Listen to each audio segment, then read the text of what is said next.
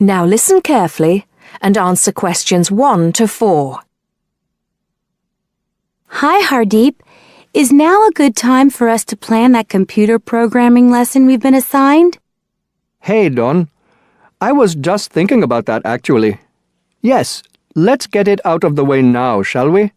I've got the instructions here.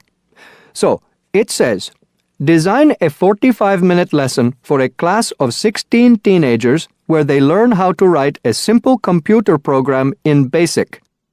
Now, I know, of course, that BASIC is the computer language people used to use back in the 1980s when they wrote programs on microcomputers, but I'm not sure I feel very comfortable teaching anyone about it. Well, I did a bit of research yesterday and found out quite a few things, so I think we'll be okay. Great. So, what do you have in mind? Well, I think we should presume that none of the kids will know anything about BASIC. So why don't we start with a short multiple-choice quiz? It could focus on things like what BASIC is, what the letters stand for, when people used it, things like that. That sounds good. I guess it shouldn't take long. Just the first 5 minutes of the lesson, something like that. I don't think we should make the students do it on their own, though. That'd make it too much like a test. Shall we let them do it in twos so they can discuss their choices? Yes, good idea. Then we'll go through the answers with them as a whole group. Good. What next? Well, I've had an idea for the program they could write. I'll tell you about that in a minute. I think the key thing is, though, that before they actually sit at their computers, and I think we should presume that they're doing this lesson in a computer room, they make a flow chart of what they want the program to do. That's usually the best way to start writing a program. This flow chart will show all the different stages of the computer program, right? Exactly. It's probably best if the teacher stands at the board and everyone works on that together. Yes, otherwise they'll all come up with different flow charts and it'll get confusing. Precisely. I imagine making the flow chart will take about 15 to 20 minutes. Then they use that to write their computer program. Well, actually, I think there's a stage before that. You see, the flow chart will be in English. They're going to need to be taught a few basic commands so they can write their computer program. Now I'm getting out of my depth. What kind of thing would that be? Well, for example, when you want text to appear on the screen, the command is print in capital letters, followed by the text you want to appear in double inverted commas. Oh, yes. I think I've seen that before. Right. So they'll need to be taught 5 or 6 commands before they use them to write their program. Okay, so how shall we do that? With the teacher talking to the whole class again? Well, we could, but it might be more fun to make it more like a competition, where there are a few teams competing against each other.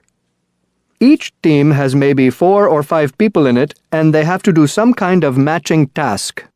You know, they match the command print with to make text appear on the screen, something like that.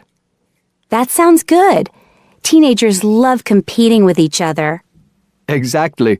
And then, for the final part of the lesson, they use their flowchart and the commands they've learned to produce the program. Let's presume, shall we, that there are 8 computers in the room, so that's 2 students for each computer. That sounds reasonable. So, tell me more about your idea for the computer program they're going to write.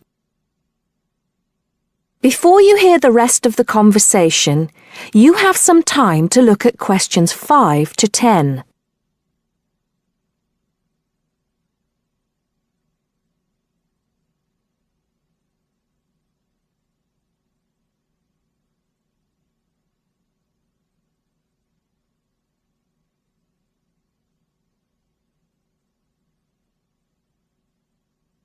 Now listen and answer questions 5 to 10. Okay, so it's a very simple program. I've actually written it down here so we can go through it together. Okay, so the first line says 10 CLS. What on earth does that mean? Well, every line of a basic computer program starts with a number. They usually go up in tens, so the first line is 10, the second 20, and so on. And CLS is the command we use in BASIC to clear the screen. Oh, I see.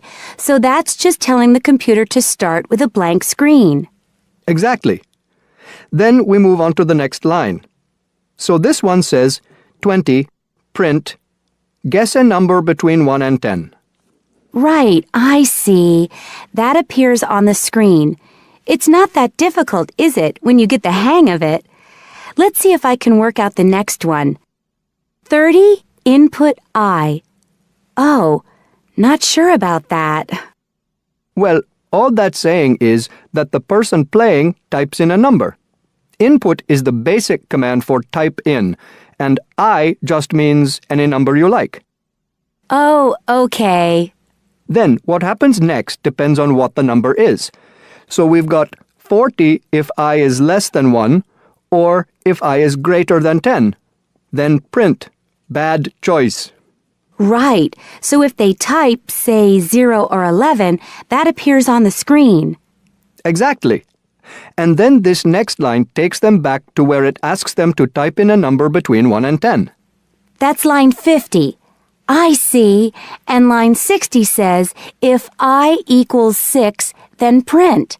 Correct. Ah, okay. So if they've typed 6, they've got it right.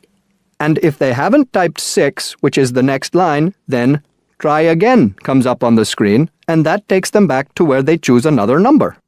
It's clever. Well done.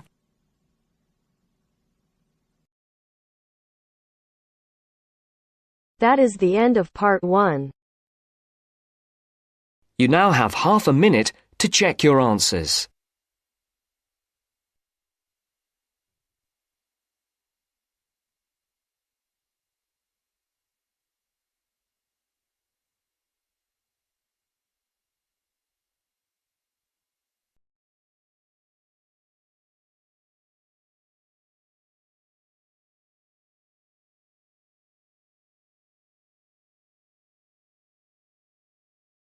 Now turns to part 2. Part 2. You will hear a student union officer explaining about the union's functions and services to a group of new university students. First, you have some time to look at questions 11 to 15.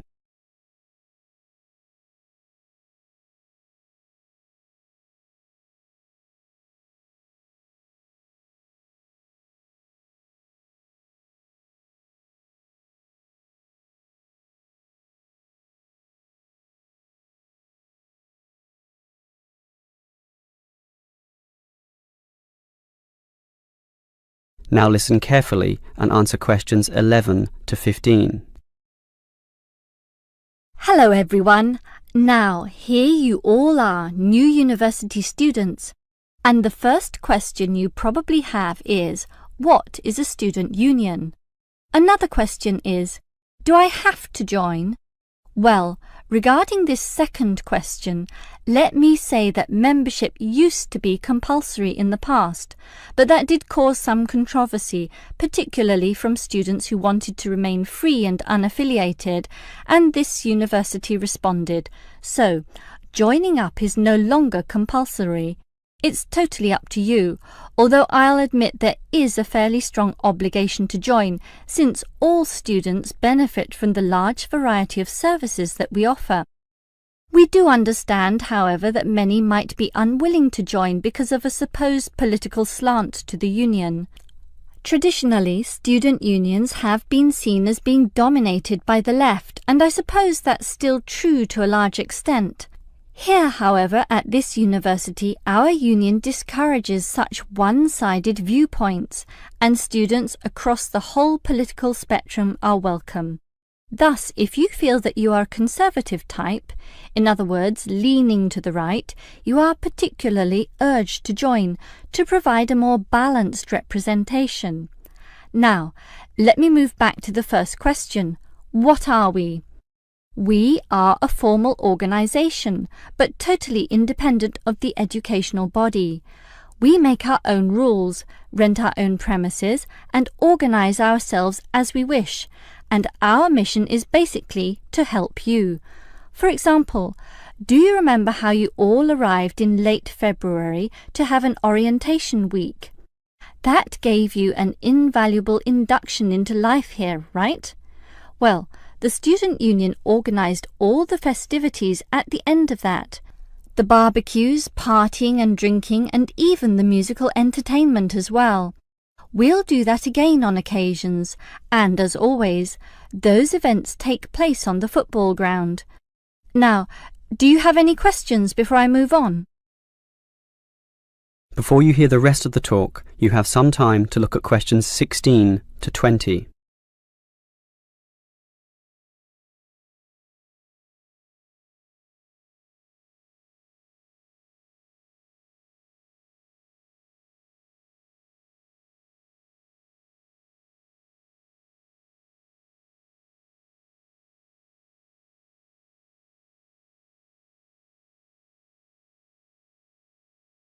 Now listen and answer questions 16 to 20. Now, let me tell you more about the Student Union and its basic functions.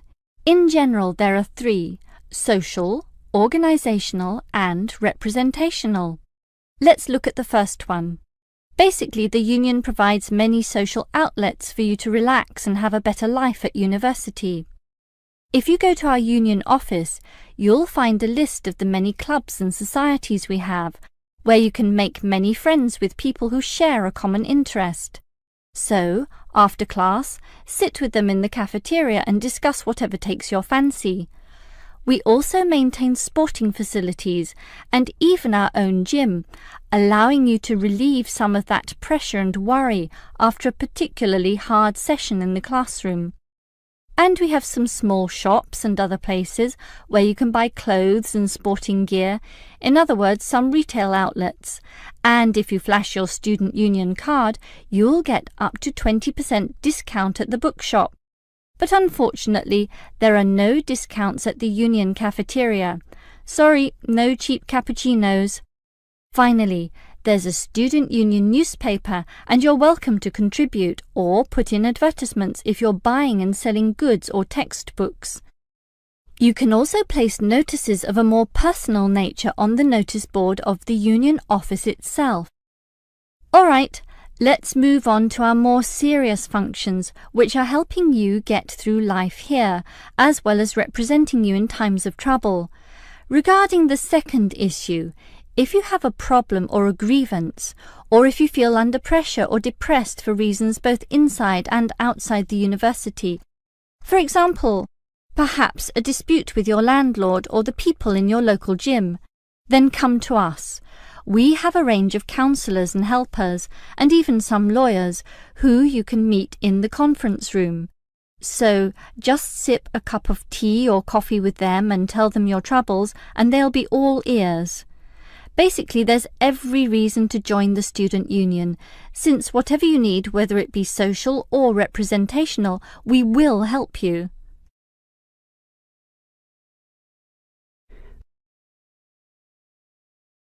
That is the end of part 2. You now have half a minute to check your answers.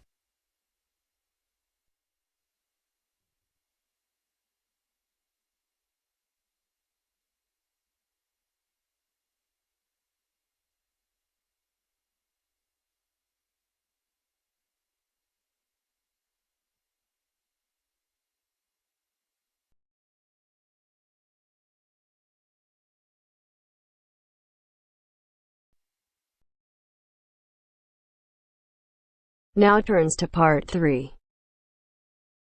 Part 3. You'll hear two students discussing a survey they have to write as an assignment. First, you have some time to look at questions 21 to 26.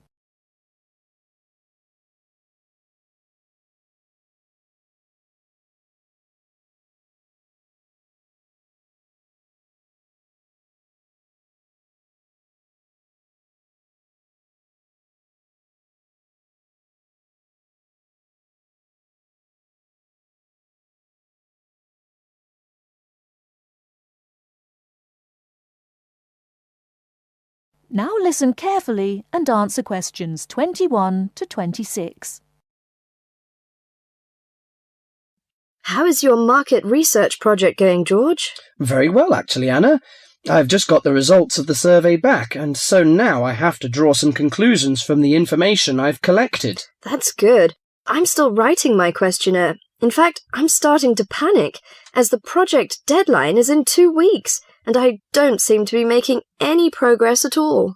What is your topic? Forms of transportation in the city. What about you? I've been finding out people's attitudes to the amount of violence on television. That's interesting. What do your results show? Well, as I said, I haven't finished writing my conclusions yet, but it seems most people think there is a problem. Unfortunately, there is no real agreement on the action that needs to be taken. Nearly everyone surveyed said that there was too much violence on TV. A lot of people complained that American police serials and Chinese kung fu films are particularly violent. The main objection seems to be that although a lot of people get shot, stabbed, decapitated and so on, films never show the consequences of this violence. Although people die and get horribly injured, nobody seems to suffer or live with the injuries. Any children watching might take the heroes of these programs as role models and copy their behaviour. So, what did most people suggest should be done? A lot of people were concerned about how these films affect children. They are particularly worried that children will try to behave like the stars. The survey shows that violent programs should be broadcast after 10 p.m, when most children are already in bed. There is also a significant minority of people who feel that violent films should be banned altogether. Or how did people feel about the violence on news broadcasts? Most of the responses I have looked at have felt that violence on news broadcasts is more acceptable, as it's real. Although it's unpleasant, it is important to keep in touch with reality. Still, many people thought that it would be better to restrict violent scenes to late viewing.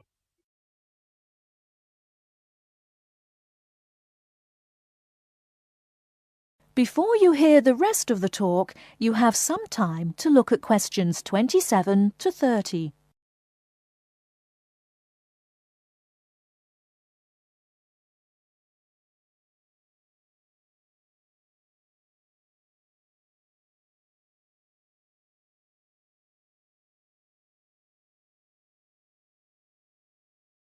Now listen and answer questions 27 to 30. Your survey sounds very good. How many people filled it in? I gave out 120 and I got 70 back. That's a very high rate of return. Who did you give your questionnaires to? I gave a copy to every student in my hall of residence and a few to friends from other colleges. Don't you think that this will influence your results? How do you mean? The people in your hall of residence are all about the same age. They're all students and from similar backgrounds. Therefore, it is likely that they will have similar opinions. Your results represent student opinion, not public opinion. So how are you going to do your research? Well, I'm going to interview my respondents in the shopping mall. What I'll do is ask people if they have 5 minutes to spare to answer a few questions. If they agree, I will ask them some multiple-choice questions and tick off their answers on my sheet. Isn't it very difficult to ask meaningful questions using multiple choice? Yes, it is. The secret to writing a successful survey is to write simple multiple-choice questions that target the information you're looking for. There, it's better to write a lot of short, specific questions than longer general ones. So that's why it is taking you so long to write. Yeah, but I hope I'll be ready to start interviewing at the weekend. That is the end of part 3. You now have half a minute to check your answers.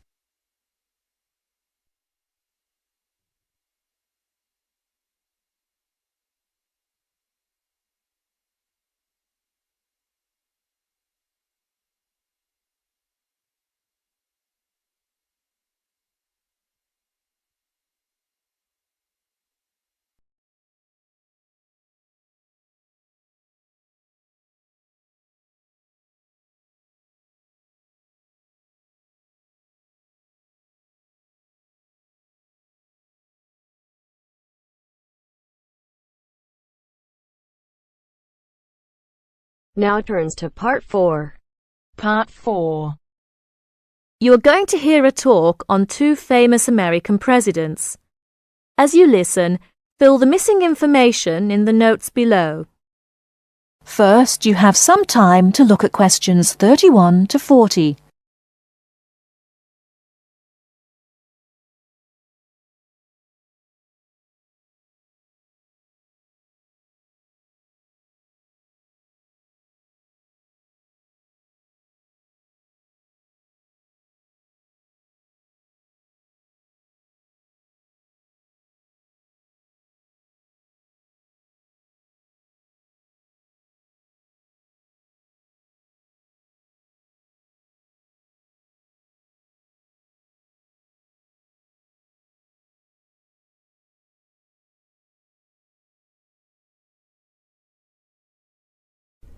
Now listen carefully and answer questions 31 to 40.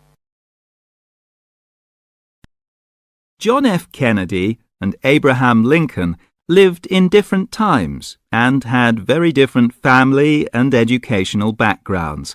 Kennedy lived in the 20th century, while Lincoln lived in the 19th century. Kennedy was born in 1917, whereas Lincoln was born more than 100 years earlier, in 1809. As for their family backgrounds, Kennedy came from a rich family, but Lincoln's family was not wealthy. Because Kennedy came from a wealthy family, he was able to attend expensive private schools. He graduated from Harvard University. Lincoln, on the other hand, had only 1 year of formal schooling. In spite of his lack of normal schooling, he became a well-known lawyer. He taught himself law by reading law books. Lincoln was, in other words, a self-educated man. In spite of these differences in Kennedy and Lincoln's backgrounds, some interesting similarities between the two men are evident. In fact, many books have been written about the strange coincidences in the lives of these two men. For example, take their political careers. Lincoln began his political career as a U.S. congressman. Similarly, Kennedy also began his political career as a congressman. Lincoln was elected to the U.S. House of Representatives in 1847. Kennedy was elected to the House in 1947. They went to the Congress just 100 years apart. Another interesting coincidence is that each man was elected President of the United States in a year ending with the number 60. Lincoln was elected President in 1860, and Kennedy was elected in 1960. Furthermore, both men were president during years of civil unrest in the country. Lincoln was president during the American Civil War. During Kennedy's term of office, civil unrest took the form of civil rights demonstrations. Another striking similarity between the two men was that, as you probably know, neither lived to complete his term in office. Lincoln and Kennedy were both assassinated while in office. Kennedy was assassinated in Dallas, Texas, after only 1,000 days in office. Lincoln was assassinated in 1865. A few days after the end of the American Civil War. It's rather curious to note that both presidents were shot while they were sitting next to their wives.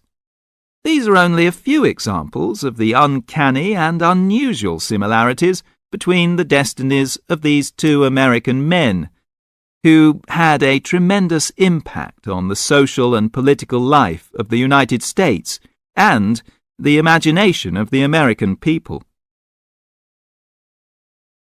That is the end of Part 4.